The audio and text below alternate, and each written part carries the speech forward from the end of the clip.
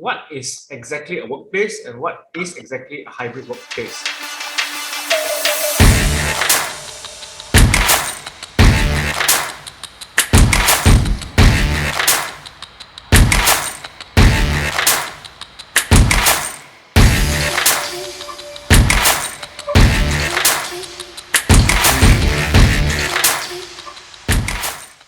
My name is Jason, and welcome to a fireside chat to look into the truth of hybrid workplace. Today, we invite the experts to weigh in and share some of their ideas of what the term hybrid workplace is exactly about. Now, perhaps by the end of this fireside chat, you may even realize that the term and the actions that people are executing are not even the same. In this fireside chat, we welcome Andrew Tan, Business Director of Enovec Singapore, a reputable and true blue Singapore trusted system integrator by manufacturers and customers. A man with 20 years of experience in audiovisual field with a flair and specialty in unified communications. Some of us would know it as video conferencing solutions. Now, together with us, we also have a workplace champion, Luis D'Souza, CEO of NFS Technology, who is joining us today in the early morning from the United Kingdom. Now, Luis is a man ahead of his time with over a decade of experience researching and implementing workplace solutions globally, even before the COVID-19 hit. Now, putting our brains together, we bring you a fireside chat, a look into the truth of hybrid workplace, and the first agenda of the day would be, what exactly is a hybrid workplace? Thank you, Jason. So, hybrid workspace, this term, I think we all understand and do agree that it has been loosely used throughout this two-year context. So what I want to really define better is in terms of let's say in my case, from Singapore government perspective, hybrid workspace meaning physical working at home and in the office. But from our perspective, actually from the technology point of view, hybrid workspace encompasses a lot of technology. How is it better to, with the help of technology solution, help us to work effectively, whether you are in office or at your home or any other place. So this brings us the different perspective that we can really look at with just a simple term of hybrid workspace. What do you think, Luis?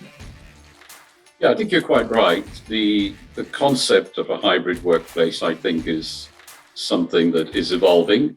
It isn't a fixed entity. It's also very flexible. It means different things to different organizations. But I think fundamentally it's around giving our employees the opportunity to work in a mode that best suits them to deliver the outcomes, rather than us thinking about the employee relationship in terms of physical presence. So I think that's the starting point.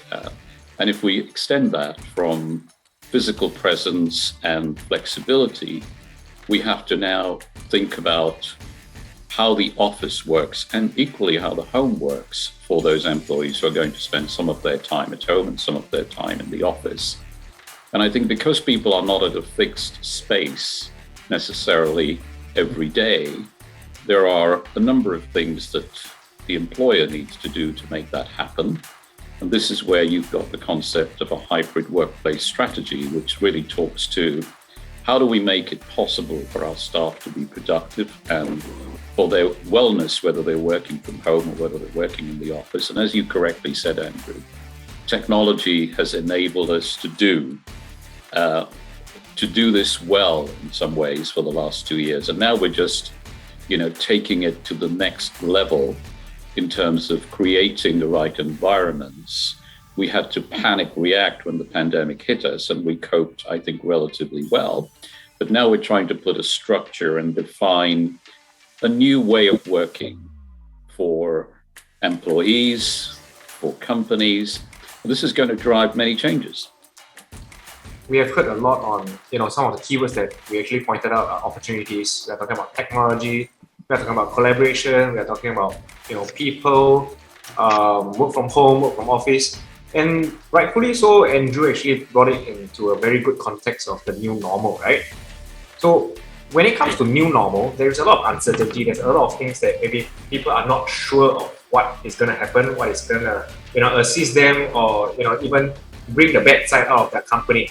So, honestly speaking, in your vast knowledge and extensive research, Louis, do you think this new normal, aka a hybrid workplace, is reversible? And perhaps even after a few more years, would things actually be able to go back to the old normal? I'm in two minds about this question. So, like everyone else in the workplace area, I feel that for a certain type of member of staff, the opportunity to work from home and work more flexibly, not necessarily always from home, is not a reversible trend, but it doesn't apply to everyone in the organization. So I think we have to look at the organization in terms of activity. What are my staff actually doing? And how can I give them the flexibility to do what they're doing and the environment when they come into the office to work in a productive way? So I think we're on this journey. I think this journey is probably going to take us another 2 to 3 years to settle down. And in the meantime, we're going to be uncertain about many things. But I give you the example of video conferencing. When video conferencing started, people were very nervous about the whole concept of jumping on a video call. Now it's a normal thing. You walk into a meeting room, you're there and you're talking to colleagues in a very natural way. So I think people will take a little bit of time to adapt to this new model. And if we create the environment for the member of staff, which is easy to use, and this is where, good technology, good user experience comes in, then I think we're going to make this very productive and successful for a significant number of our workforce, not for everybody. We have a situation in our own organization where there are certain functions that, we don't allow working from home. Right. Logistics, hardware, reception, certain elements of dealing with client care. These functions are office-based now to a large degree. They've come back, they've accepted that this is a 5-day week in the office role. But for most of our other functions, we have accepted the concept of hybrid working, and I think we will continue to do that. Yep, I do agree with what Louis had mentioned. Not only this is practical for certain function, it also applies to certain industry whereby hybrid might not work, but to certain extent, you see. So in some cases, I heard of some markets such as some creatives, the bosses, the leaders, they wanted to meet face to face because they want the combustion, they want the bombardment of all the creative ideas. So they are very dead against the work from home for the creative team. But of course, certain functions works well, like what Louis have mentioned. So the important thing is, what is the solution and what type of technology can enable this to make the whole situation or the operation sweeten it, make it more effective. I think that's the key thing that I see. Yeah.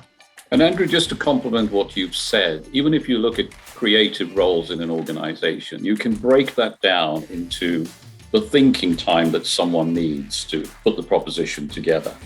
Then you've got the collaboration time. That's best done in the office because you're exchanging ideas.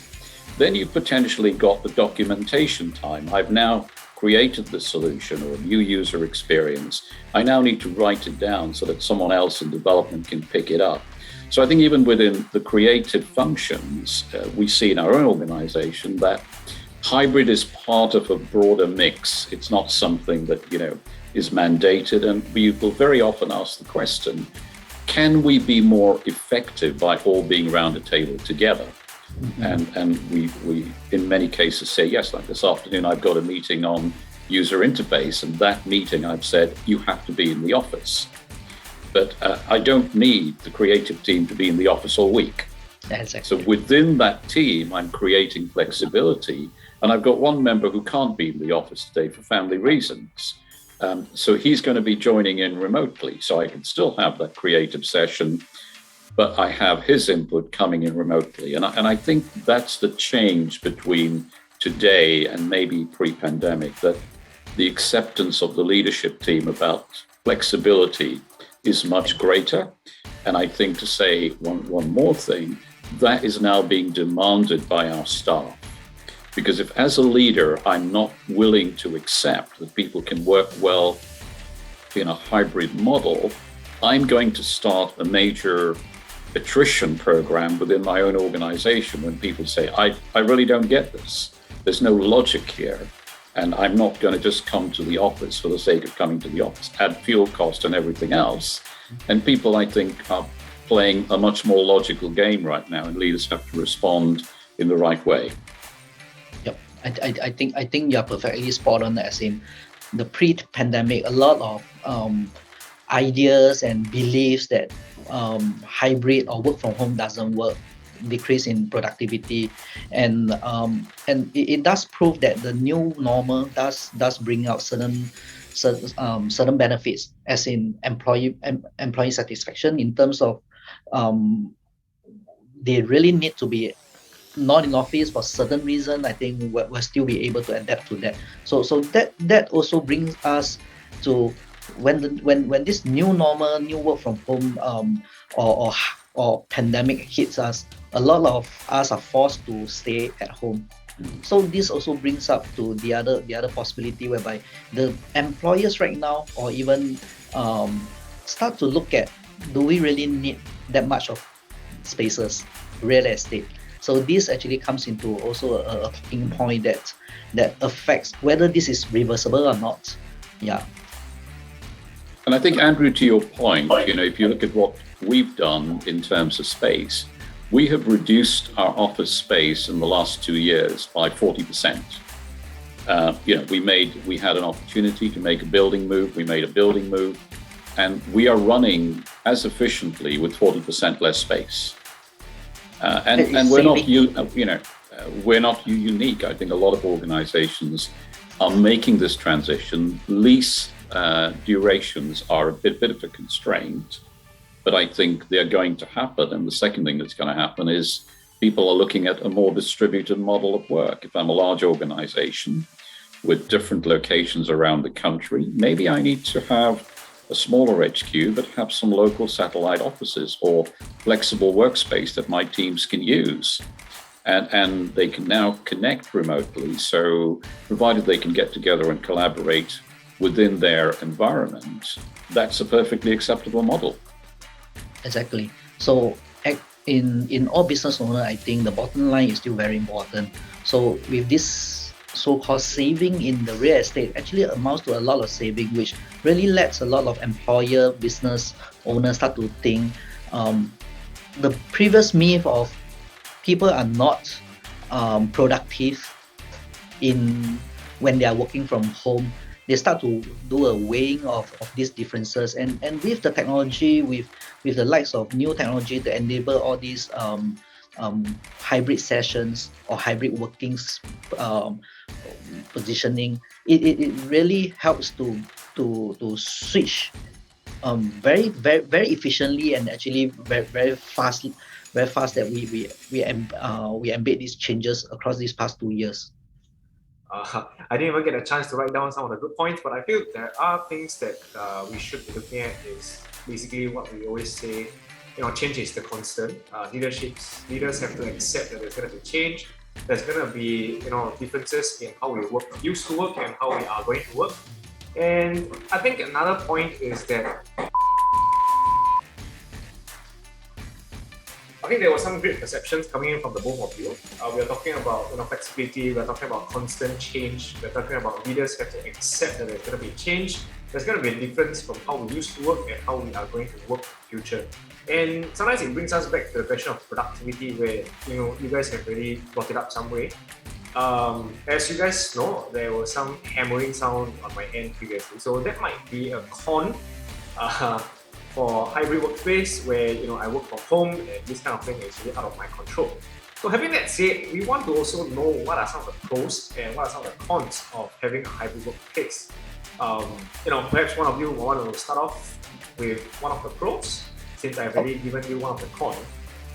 Okay, I'll probably just bring up one of the point I mentioned earlier is before pandemic, a lot of business owner, a lot of organization doesn't believe that their employee actually have better productivity or has lesser productivity when they work from home. So with the force of the pandemic, we have no choice but to work from home. But it proved otherwise, that it really is kind of effective for certain function. Of course, I won't do a blanket to say that all function works well. But the current tools that we have, I actually allow us to do that in a effective, not only in terms of productivity, but also in terms of cost. Compare it with 15 years ago during SARS period, the technology that we are affordability right now as compared to them is 1:100 kind of ratio. So, and from the workers, the staff point of view, when you work from home, in fact they start work even earlier. In the normal times, you probably wake up 6-7 o'clock, commute to office. When you reach office, you have a coffee break. Once you start work, a while later become tea break, lunch, so on and so forth. But realistically, currently what we are seeing, a lot of people are complaining, no, once we wake up 8 o'clock, we turn on the computer, we start working. And lunchtime are 15-minute breaks, because once we reach 12 o'clock, the next call is going to happen in another 30 minutes. So you just rush through your lunch and so and so forth. And by the end of 6 p.m., 7 p.m., the call actually extended, because no one needs to really, sorry, I need to off my computer, I need to go and pick up my children, I need to go and board the last bus, that kind of stuff. So in fact, workers are working even longer in that sense. This is something that I experienced myself during the circuit breaker, during the work from home period, during the 2 years. So it's different perspective. What a business owner or organization believe, no, I don't want my guys to stay home, I don't know what they are doing, versus people who are really working. So that is something that is seriously that's happening. And in Singapore, unfortunately, these are some things that the organization should look into, the mental well-being of the staff with this such thing happening. Yeah. So what do you think of this? Yeah, Luis. I think, Andrew, you're so right. I know that my working day has kind of gone up from, like 8 in the morning when I first connect with Asia to probably 8 at night when I'm talking to the US. Not every day, but there are days when I'm doing that length of time on the computer, which I never did, because previously when I left the office, I never normally opened my computer when I got home. It was glass of wine, family time, dinner. Now I'm still, at the dinner table at 8 o'clock at night, sometimes doing work. And I think this is affecting a lot of our staff. And I think as leaders, we need to maybe put in some better guidance for them in terms of, number one, taking breaks. I think we need to insist that you will take a half an hour break at lunchtime rather than eat while you're conducting a Zoom call, because it's better for you. And I think you see now in certain markets, in Europe, for example, there is legislation coming on board, which is going to allow employees to just physically switch off with no repercussions after a certain time. And I think you're going to see some of that, not in legislation, but in good practice coming and getting embedded into the workflow and the work plans of many organizations, particularly larger organizations. But having said that, it's very difficult to impose these things, because the flexibility that people have enjoyed has also enabled them during the working day, maybe to spend an hour with the kids or go to an event. So they're consciously saying, trust me to be able to work at 8 o'clock on some days, because I've taken an hour to do something personal during the working day. So it's only right that I make up the time. And I think what drives that productivity and that sort of responsibility is work culture. And I think culture is partly formed as a result of trusting your employees and your partners to do the right thing. And I think that has been one of the big learnings for me as a result of the pandemic. Where I'm no longer worrying about people who may have taken an hour during the day, because I know and I believe strongly that I see them online at 8 o'clock, and I know that maybe they've had to do something during the day which is personal, so they're now dealing with that business matter at 8 o'clock at night. And I think this is a new mindset, a new way of thinking that we've, got to. Sometimes it's hard to make this transition, but I think if we don't make this transition, we will not realize the benefits of hybrid and a hybrid workplace. And we will actually not, most importantly, retain the talent that's so important for our businesses to grow. To me, hybrid workplace is about two things. It's about a mindset, and I think that very often this is not stated enough. We talk too much about the physical assets, but I think it's about the mindset. And then it's about enabling the workplace to function in a different way or a different model. The mindset, I think, is actually a key driver. And if we've got that mindset right, of which trust is a key part, then we can build the ecosystems that are going to support a dynamic and thriving workplace. Call it hybrid, call it whatever. And I think if we look at that, there are really two components to that. There is the ability for members of staff to understand and be able to book the space they need to conduct the meetings that they have, maybe a desk, maybe a colleague, working with a colleague, maybe meeting a client. So that's about being able to plan. You need to plan now a little bit more than you did when you were not going to the office. But the second part of that is the digital experience when they get there. And it's a contactless experience. It's about using signage. It's about using video. It's about using collaboration tools. And I think most importantly, one of the things that we have done better is make this experience seamless for the user. Because I go back to my old, observation that I was not a great fan of video conferencing many, many years ago. I would avoid going into video conferencing meetings for mainly perception reasons. There was nothing, because I found it a real waste of time. It was so difficult to connect. The user experience is not great. Now it's a seamless experience. And I think if we take that example across the workplace, from access control through to checking into a desk, through to being able to book a meeting room easily or a collaboration space easily, then if you can create that environment, and some of the technologies that Enovec provides helps clients to do that. So that's my perspective. I'll hand over to Andrew maybe to talk about that a little bit more. Yeah, thank you, Louis. I think you perfectly brought spot on the point, the mindset. So this is also a follow-up. Before I go into the technology per se, this also comes to the follow-up of what you mentioned about culture. Why I want to say that is, we have this 2 years pandemic already shown that we have enough tools and technology to help us work from home, hybrid space effectively and with a lot of productivity. So it's really the mindset of the individual and also the mindset of the employees to have the trust both ways. Because if this mindset is not there, it will become a self-fulfilling prophecy.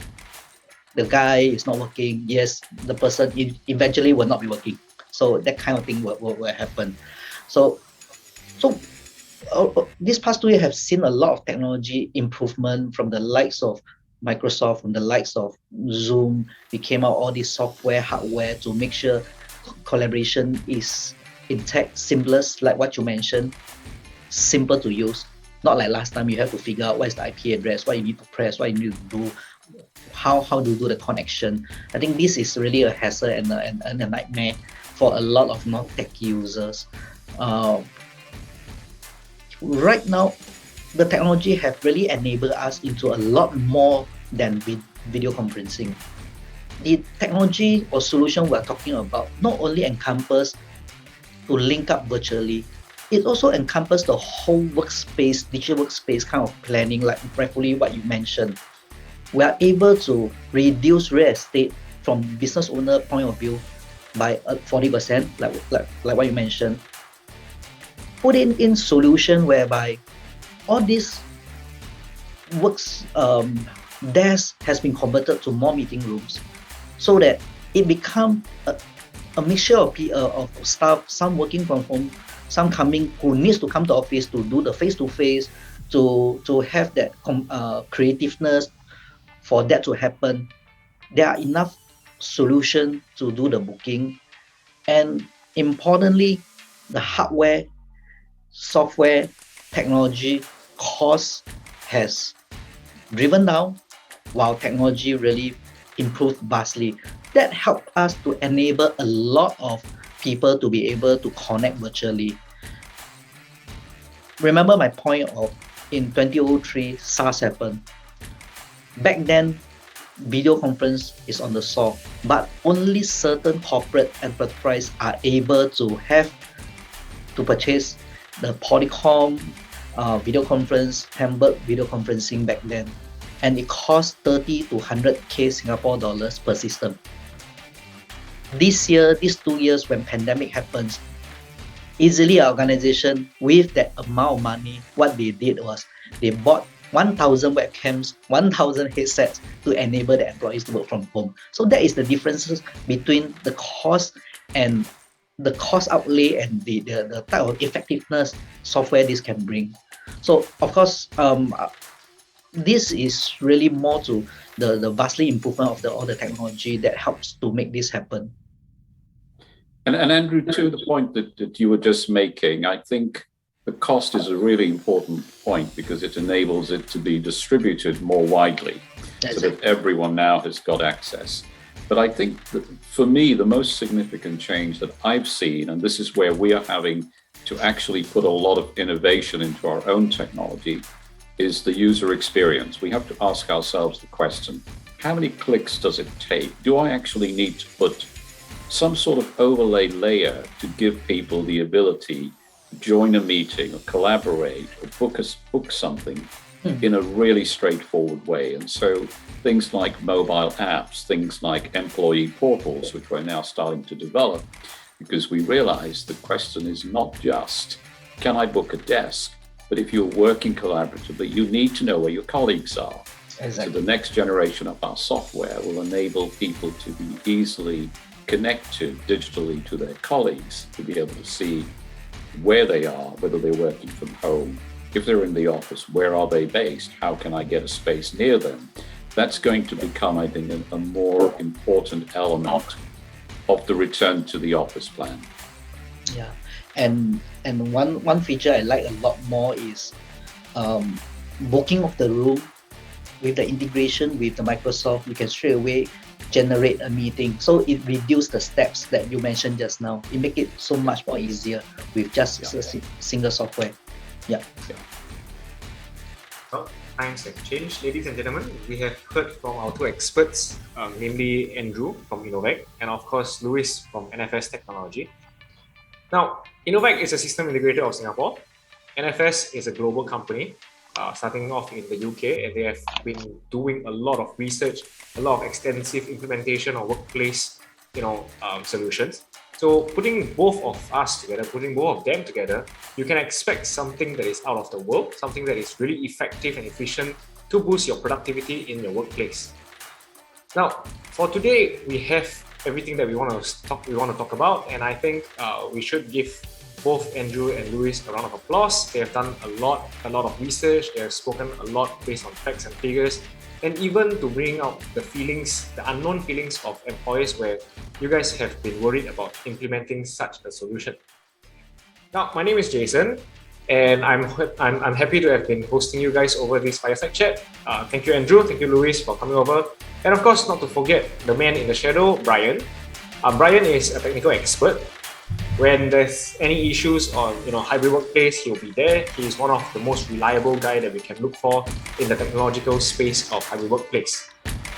Now, we are happy to have you guys, and we hope to continue this fireside chat. But for today, this will be the end. Thank you, guys. Thank you, Jason. Thank you. Thanks. Bye-bye.